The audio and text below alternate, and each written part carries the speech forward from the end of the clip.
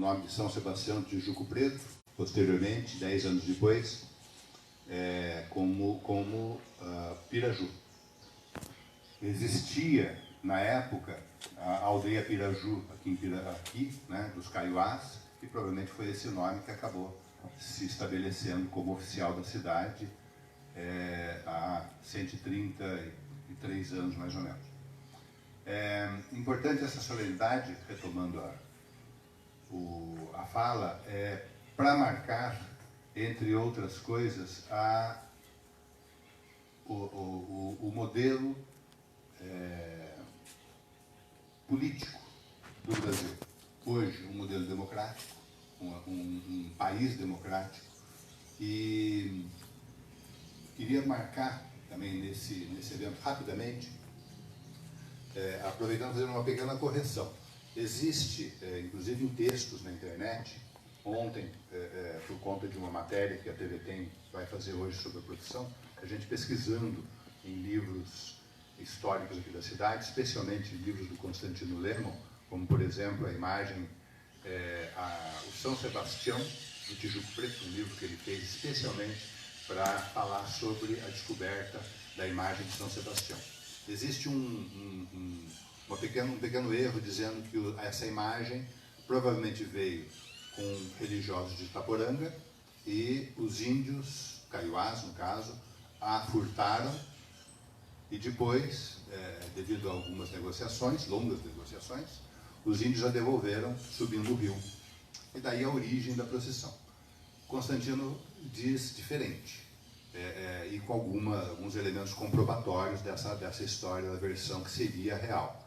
Na verdade, Joaquim Antônio de Arruda, um dos fundadores da cidade, muito devoto de São Sebastião, insistiu para os outros proprietários aqui das terras, né, dos patrimônios que existiam aqui em Piraju, os Faustino, a família dos Faustino e a família dos Gracianos, para que se fizesse uma capela em homenagem a São Sebastião. Ele era muito devoto. E aí começaram a fazer a capela lá embaixo, perto da Brasilinha, e justamente Piraju nasceu aqui porque aqui era a confluência das três propriedades, a propriedade da família Faustino, dos Gracianos e dos Arruda. Então cada um doou um pedacinho de terra, onde hoje está Piraju, e foi construída a primeira capela. Durante a construção da primeira capela, Joaquim Antônio de Arruda visitou a aldeia Piraju. E na grande malota dos chefes, que foi chamado para conversar, ele viu uma imagem de São Sebastião, justamente esta que hoje está na Igreja Matriz. Ficou assustado, né, e quis aquela imagem, negociou com os índios, a troco de tecidos, objetos, utensílios, né, para a agricultura, enfim, conseguiu essa imagem. Os índios, achando que tinham se enganado, furtaram a imagem de volta. E depois de longas negociações, aí sim, devolveram a imagem. Não se fala nada de procissão fluvial. Nos anos 80, Gilberto Polenghi praticamente consolidou essa história do retorno da imagem pelo rio. E aí teve início a procissão fluvial aqui em Piraju.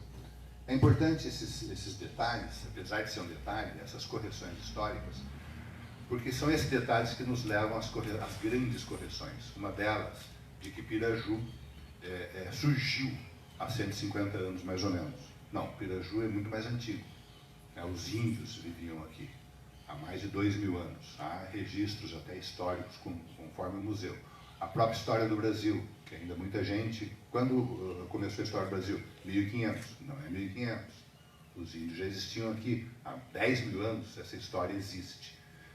Em outros países, como Peru, Bolívia, a história do país há muito tempo já é contada desde de 10 mil, 15 mil anos atrás, quando já habitavam os incas ou os maias, no caso dos astecas, no caso do México.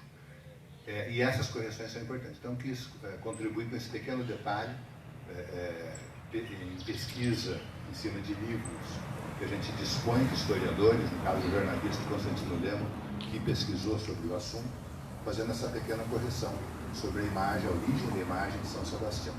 Muito obrigado.